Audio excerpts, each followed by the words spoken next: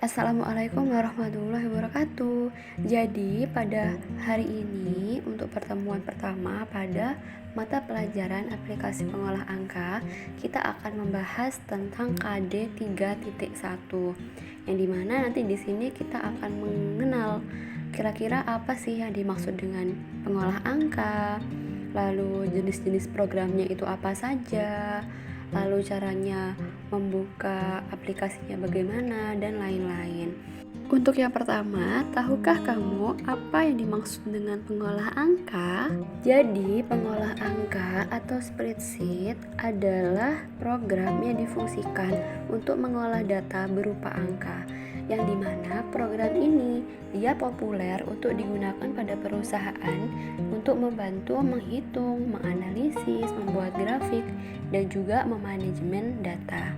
Secara umum, program pengolah angka atau spreadsheet merupakan tabel data yang berbentuk kotak dengan baris dan kolom yang berisikan perhitungan-perhitungan tertentu yang digunakan untuk menganalisis data berupa data statistik, perhitungan akuntansi, dan pembuatan time schedule atau grafik. Yang selanjutnya adalah jenis program pengolah angka atau spreadsheet. Pada saat ini ada cukup banyak program pengolah angka yang bisa kita gunakan. Antara lain ada Kspread, ada Genumerik, ada Star Office Calc, ada Open Office Calc, ada Abatus, ada Lotus 123, dan yang paling sering kita gunakan pada saat ini adalah Microsoft Excel. Selanjutnya adalah fungsi pengolah angka atau spreadsheet. Jadi, setiap aplikasi atau software komputer itu pasti diciptakan untuk meringankan atau memudahkan pekerjaan manusia. Begitu pula dengan program pengolahan angka atau spreadsheet ini.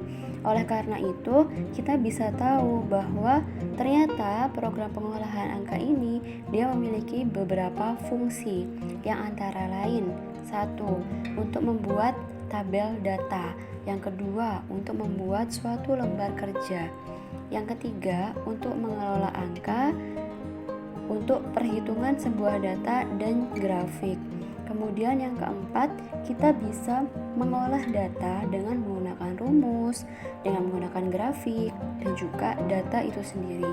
Kemudian yang kelima, bisa membantu kita di bidang statistik, dan yang terakhir dapat membantu pekerjaan kita pada bidang akuntansi dan juga perpajakan. Setelah kita mengetahui tentang apa yang dimaksud dengan program pengolah angka, kita sudah tahu tentang jenis-jenisnya dan juga sudah mengetahui fungsi program pengolah angka itu sendiri, maka kita bisa lanjut untuk mengetahui bagaimana penerapan program pengolah angka. Jadi, yang pertama kita akan belajar langkah-langkah menggunakan Microsoft Office Excel. Di sini Bu Ayu menggunakan Microsoft Excel 2007 ya. Jadi yang pertama kita bisa klik tombol Start. Kemudian kita ke All Programs. Setelah itu kita cari Microsoft Office. Kemudian bisa kita klik, lalu nanti akan muncul macam-macam Microsoft Office ya. Ada Microsoft Access, Excel, Groove, ada Word, dan lain-lain. Di sini karena kita akan belajar mengenai program pengolah angka, maka kita gunakan yang Microsoft Excel. Jadi kita klik pada Microsoft Excel.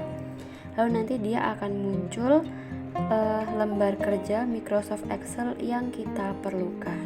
Penerapan yang kedua adalah cara membuat file baru. Jadi kalau semisal kita ingin membuat file baru, kita bisa membuatnya pada jendela Microsoft Excel yang sebelumnya. Langkah-langkahnya, yang pertama kita bisa klik Office button, kemudian kita pilih New, maka selanjutnya akan tampil workbook yang siap digunakan seperti yang ada di bawah ini. Penerapan yang ketiga adalah cara untuk menyimpan file. Jadi setelah kita selesai latihan, setelah selesai mengentry data, kita akan menyimpan file yang kita miliki. Caranya bagaimana?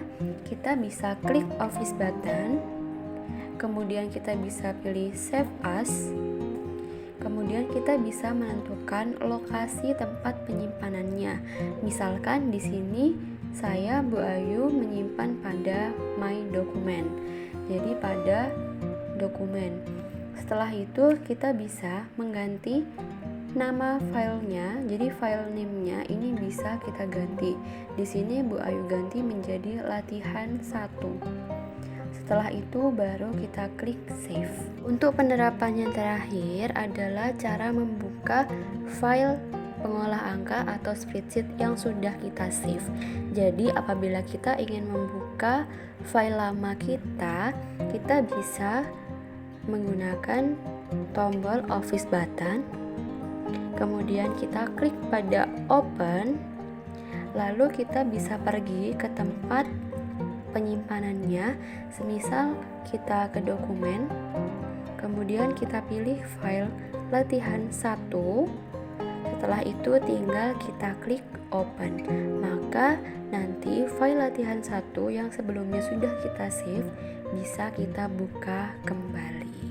Sangat mudah ya. Oke, pelajaran hari ini selesai sampai di sini.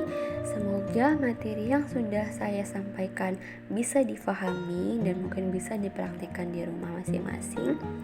Sampai di sini, semoga bermanfaat dan sukses selalu. Semangat belajar. Assalamualaikum warahmatullahi wabarakatuh.